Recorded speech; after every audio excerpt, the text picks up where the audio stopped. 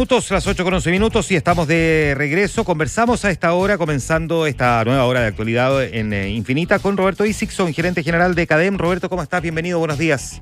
¿Cómo están? Muy buenos días. Roberto, está particularmente muy interesante la encuesta de Plaza Pública esta semana que evalúa los 2 años del gobierno del presidente Gabriel Boric. Partamos primero con la síntesis de lo que tú destacarías y luego vamos a ir con algunos ítems que también están bien interesantes. Bueno, yo creo que hay varias cosas importantes en esta encuesta. Es la que refleja, ¿cierto?, el término del segundo año de gobierno. En ese contexto hay dos temas relevantes. Uno, que el promedio de la aprobación anual del presidente Boric es de un 31%, 4 puntos menos que el año 1, y su desaprobación promedio es de 63%, 6 puntos más que la del año 1. Y que el tercer año no comienza de la mejor manera porque hay una caída, la última semana en específico, de la aprobación a un 27%, que es el nivel más bajo de aprobación que hemos visto desde agosto del año pasado. En ese contexto, los chilenos tienden a resumir este año con una nota promedio de 3,6, que es exactamente la misma que obtuvo el presidente Boric durante su primer gobierno. Y por lo tanto, en términos como generales o estructurales, lo que los chilenos no han visto es un cambio por parte del gobierno en su relación con la opinión pública. El nivel de conocimiento de los ministros y sus niveles de aprobación son exactamente iguales a los del año pasado. Uno hubiera esperado, por ejemplo, que aumentara el conocimiento de los ministros ya con el paso del tiempo. Y en general, creo que lo que hay es principalmente una distancia entre este intento permanente del gobierno en avanzar en su programa versus las prioridades de los ciudadanos. Yo diría que desde ahí lo que se percibe finalmente, por más de un 56%, si mal no recuerdo, es que Chile estos 2 años más bien ha retrocedido con el gobierno del presidente Boric. Solo un 19% cree que ha avanzado. Ya, perfecto. Ahí hay un puntapié inicial como para poder definir la manera en que la gente valora esta administración. Hay varios elementos importantes respecto de, por ejemplo, las expectativas, porque uno parte, ¿no?, siempre con las expectativas, no importa cuál sea el gobierno, y esas expectativas casi nadie nunca las cumple, ¿no? Pero ¿cuánto de las expectativas versus la realidad quedan reflejados en esta encuesta respecto a estos 2 años del gobierno del presidente Boric? Bueno, yo creo que efectivamente al presidente Boric le costó durante su primer año, sobre todo, manejar las expectativas que se tenían sobre él. El presidente llega con una demanda de un cambio moderado, por así decirlo, que a través de una nueva generación se demostrara una nueva forma de hacer gobierno. Y creo que eso se frustró de manera acelerada. Recordemos que el presidente Boric es el primero, desde 1990 a la fecha al menos, que no tiene luna de miel. Cuando uno ve la evolución completa de la aprobación del presidente Boric en estos 2 años, solo un mes tuvo más aprobación que desaprobación. Eso fue marzo del 2022, y que luego hemos tenido una creciente caída en sus niveles de aprobación, aumentos de desaprobación, que se terminan por consolidar en lo que probablemente es la etapa más compleja del gobierno, que es el triunfo del rechazo del 4 de septiembre. Cuando seguimos o vemos la aprobación del presidente, ya no semana a semana, sino que con promedios mensuales, vamos a ver que la aprobación del presidente hoy es exactamente la misma que obtiene después, en octubre del 2022, después del plebiscito de salida. Su aprobación quedó de alguna manera electoralizada. También es cierto que es el primer presidente que tiene elecciones intermedias a los 7 meses y no a los 3 años, como es habitual para cualquier otro gobierno que tiene elecciones municipales hacia final de su periodo. Este gobierno ha tenido que enfrentar no solo una elección, sino que 3 elecciones, y ahora vamos por la 4ª este año y el próximo año por la 5ª. Eso ha cambiado la dinámica de la relación de los chilenos con el gobierno. Y en ese sentido, el hecho de que la aprobación del gobierno haya quedado anclada al plebiscito de salida explica de alguna manera por qué finalmente coyunturas más o menos, más significativas o más complejas que ha tenido que enfrentar el gobierno, la aprobación del presidente se ha mantenido estable en un 30%. Eso le da un piso mínimo que no habían tenido los otros gobiernos. No lo tuvo el presidente Piñera durante su último gobierno, que cayó a niveles, el nivel más bajo fue 9%, o la expresidenta Bachelet, su segundo periodo también, que cayó a un 15%.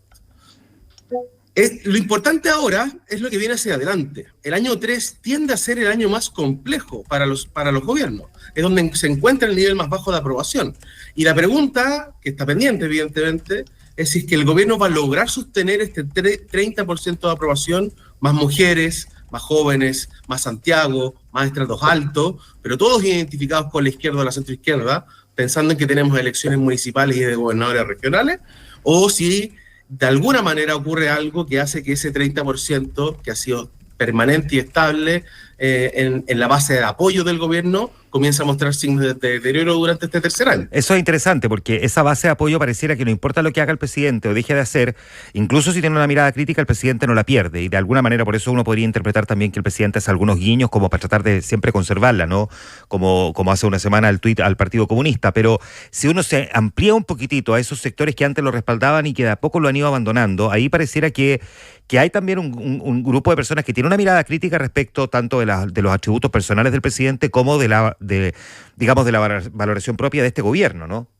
O sea, hay un porcentaje muy importante que votó por Gabriel Boric en segunda vuelta, ya sea por lo que representaba o como oposición a la figura de José Antonio Kast, que abandonó muy rápido al presidente Boric. Primero por los retiros, después por el rechazo a los retiros de fondos de pensión, el quinto retiro, después por los constantes errores, el tema del clima de la delincuencia, de los temas de inflación, han golpeado muy fuerte a ese electorado. Y con lo que ha gobernado finalmente el presidente Boric es con su base de apoyo de la primera vuelta. Ese es el núcleo duro que no ha abandonado al gobierno, que no ha abandonado al presidente. Este año tuvimos indultos, la renuncia de Giorgio Jackson, el caso Fundaciones, las inundaciones en el sur, los incendios de Valparaíso, y termina, por así decirlo, este proceso con el asesinato del ex militar venezolano. Todas crisis complejas que podrían haber hecho que el gobierno perdiera parte de esa aprobación, pero finalmente se ha mantenido estable en ese 30%. ¿Cuáles son los...? Es importante, esto es importante, ¿por qué? Porque el gobierno necesita sostener esa base de apoyo pensando en las elecciones de octubre. Sabemos que hay una altísima correlación entre la aprobación del gobierno y los resultados esperados en octubre. Todos los gobiernos han terminado perdiendo las elecciones municipales o elecciones intermedias cuando llegan con tendencia estable o a la baja en sus niveles de aprobación presidencial. El gobierno lo que necesita es ir un poco más allá, mejorar su base de apoyo, ponerse ojalá en torno al 40% para poder tener una elección que sea competitiva y no terminar perdiendo como lo han hecho casi todos los gobiernos en las elecciones municipales. Claro, y ese va a ser el gran desafío. Ahora déjame preguntarte, ¿cuáles son los atributos que la gente más valora y los que menos valora del presidente? Se valora principalmente del presidente atributos como promover la igualdad de género, que es probablemente por lejos de sus mejores atributos. Se valora su carisma, la preocupación y el cuidado por el medio ambiente y también su cercanía. Esos son, diría yo, los atributos más valorados. Y los que se perciben más débiles aparecen como, por ejemplo, el cumplir con sus compromisos, la lucha contra la delincuencia, el conflicto en la Araucanía, el manejo de la inmigración y, por sobre todo, el más débil y el que le ha costado más, el que ha sido el dolor de cabeza constante, la falta de experiencia para gobernar. Uno hubiera pensado que ese es un atributo que habría podido el presidente equilibrar con el primer cambio de gabinete cuando ingresa Carolina Toá y se refuerza, ¿cierto?, el equipo de la Moneda, pero finalmente hemos visto cómo de manera permanente en el tiempo solo un 16% considera que el presidente tiene experiencia para gobernar. Y este atributo que había sido positivo, que lo había llevado a la Moneda, ha sido su principal dolor durante los últimos 2 años. Ya, y si uno piensa que la gente lo percibe débil, por ejemplo, en cuanto a la capacidad de cumplir con sus compromisos en la lucha contra la delincuencia. Respecto de lo primero y lo segundo, casi uno podría pensar que hay un contrasentido. El presidente, digamos, planteaba en su programa de gobierno una en muchos aspectos una refundación del país y a poco andar se da cuenta de que no es lo que la gente está reclamando. Pero al mismo tiempo también uno sería muy injusto no reconocer que este gobierno ha aprobado leyes contra la delincuencia más que cualquier otra administración en sus 2 primeros años, por ejemplo. Sí, yo no sé si la opinión pública tiene la capacidad de tener en cuenta frente a una encuesta o una conversación o cuando leo los medios de comunicación de qué leyes ha aprobado o no un determinado gobierno. Tendría que ser muy emblemática. Yo diría que, de hecho, cuando uno ve, por ejemplo, las principales razones de aprobación del presidente Boric, los temas asociados a la aprobación del sueldo mínimo y la ley de 40 horas son los principales hitos, digamos, legislativos, por así decirlo, que ha tenido el gobierno. Es muy difícil visibilizar la aprobación de ciertos proyectos de ley, o decir, yo he sido el gobierno que más haya aprobado proyectos de ley en torno a temas de la delincuencia, cuando los sentimientos, la sensación y los niveles de temor están en los niveles más altos que en la historia del país, digamos. O sea, yo creo que aquí, de alguna manera, el relato, ¿cierto?, de que se ha avanzado de manera significativa en delincuencia, no encuentra sustento, ¿cierto?, en el relato, en cómo vivo el día a día, y por lo tanto no son mensajes que logren entrar. Recuerdo un ejemplo muy concreto, haciendo un símil, ¿cierto?, con el gobierno el primer gobierno del presidente Piñera. Sebastián Piñera, durante todo su primer gobierno, decía: Chile está creciendo al 6%, vamos a crear 1 millón de empleos, pero la situación económica no era del todo positiva para los consumidores. Entonces, las personas no sentían dónde estaba ese crecimiento económico. Entonces, hay algo en cómo yo voy construyendo un relato que tiene que tener un sustento real. Los relatos sin sustento real no sirven de mucho. Y en ese contexto... Perdona que te interrumpa. Es Sí. bueno este punto, Roberto. Conversamos con Roberto Ixixon, gerente de CADEM. Roberto, el relato sin sustento real, claro, no va a ninguna parte, pero hay quienes dicen, hay gobiernos que han tenido cero relato, pero mucho sustento práctico. De hecho, en el caso de Piñera ocurría que había menos relato, pero digamos harto avance práctico, y sin embargo también tenía, no vamos a decir la misma valoración del presidente Boric, porque el presidente Boric además vive un fenómeno que es internacional, ¿no?, de bajas valoraciones de los gobernantes de turno, pero también se le cuestionaba mucho al presidente Piñera que no tenía relato, y uno dice, claro, no tiene relato, pero está sacando adelante las leyes. No, a ver, yo creo que una cosa es tener un relato político, una visión del país y hacia dónde vamos en términos estructurales, y otra cosa distinta es decir, mira, mi relato es que estoy avanzando como ningún gobierno ha hecho antes en torno a temas de la delincuencia y he aprobado todos estos proyectos de ley, ¿cierto?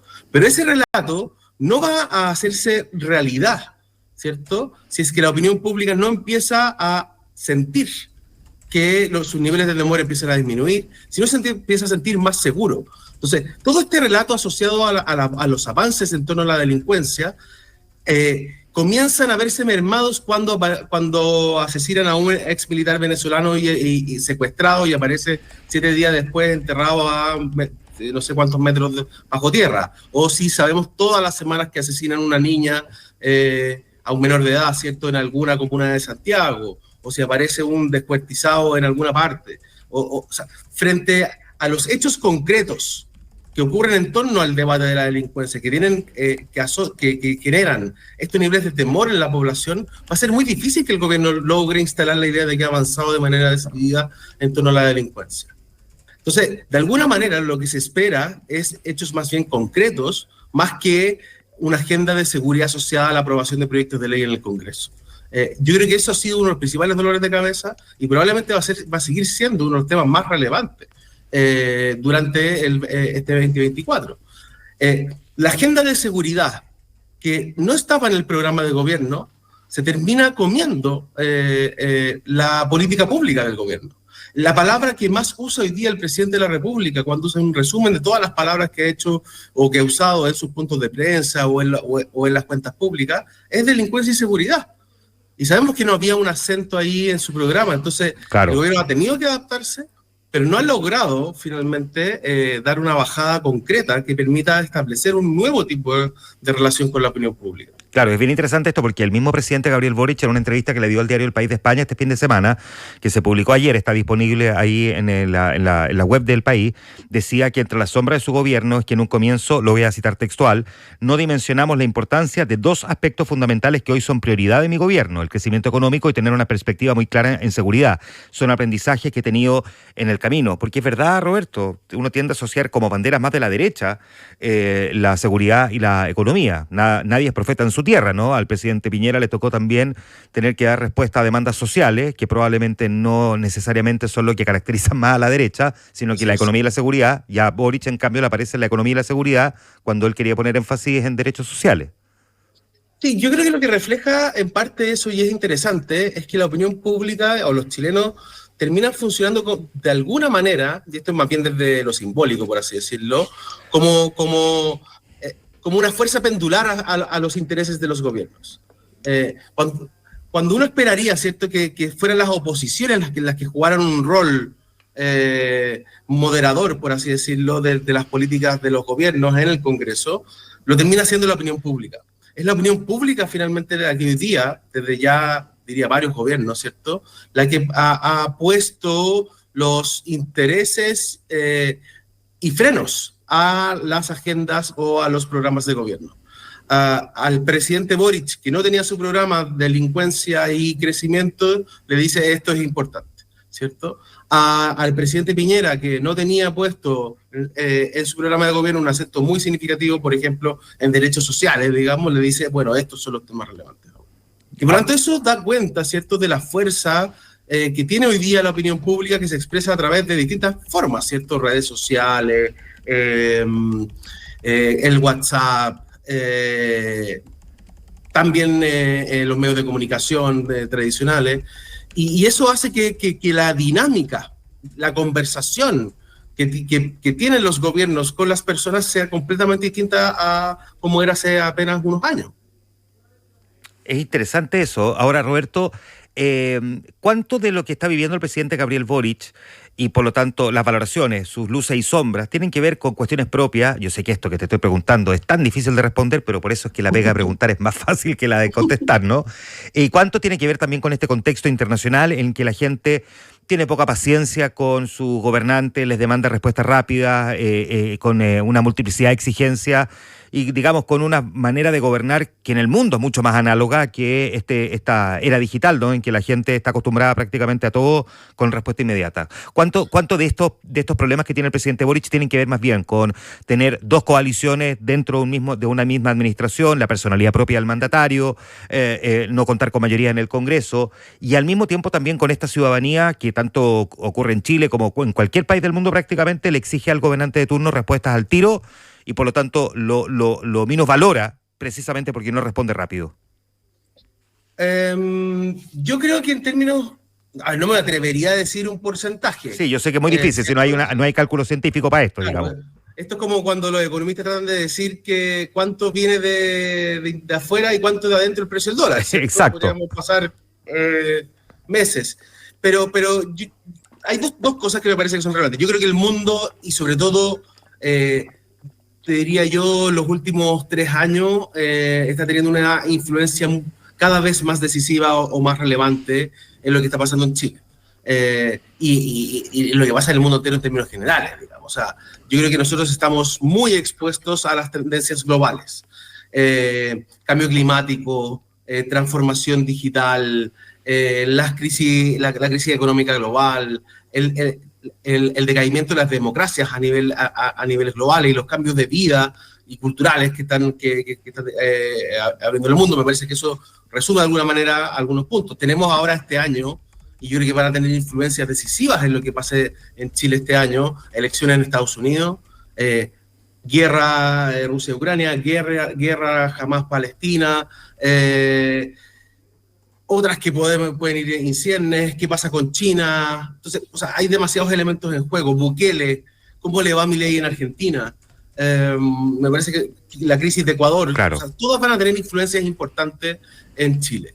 Ahora, ¿cuánto de eso hace determina, ¿cierto?, la relación de la opinión pública con sus gobiernos? Es difícil de saber. Luego, si uno trata de aislar esos fenómenos. Dice, bueno, ¿cuánto es propio de Chile? Yo creo, por ejemplo, que el sistema político actual ha determinado la manera en cómo la opinión pública se relaciona con los chilenos. ¿Por qué? Porque son gobiernos de 4 años sin reelección, por lo tanto el ciclo es más bien corto.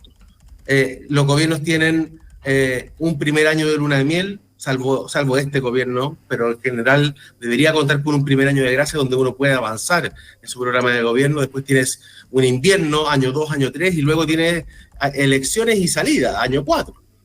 Son gobiernos muy cortitos, sin posibilidad de reelegirse.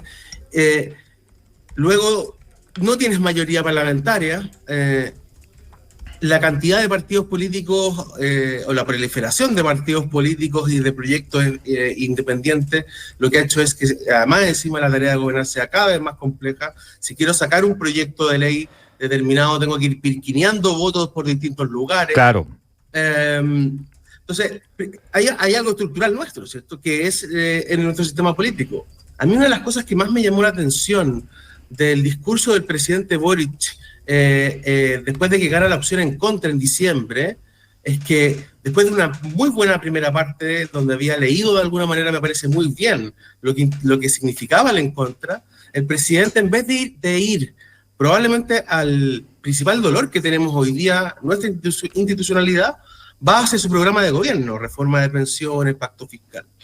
De alguna manera el presidente lo que no ha querido hacer finalmente es adaptar su programa de gobierno a las condiciones reales que ha tenido que enfrentar, que son 3 elecciones, un clima de temor o de inseguridad que nunca habíamos vivido, los niveles, el impacto que tuvo la inflación, ¿cierto?, en el consumo, y esa falta de adaptación o de juego de piernas creo que es lo que principalmente le ha pasado a la cuenta del gobierno. Muy bien, pues te queremos agradecer, Roberto, por conversar esta mañana con nosotros. Roberto Isakson, gerente general de CADEM, para proyectar estos 2 años de gobierno que se están cumpliendo hoy, 11 de marzo.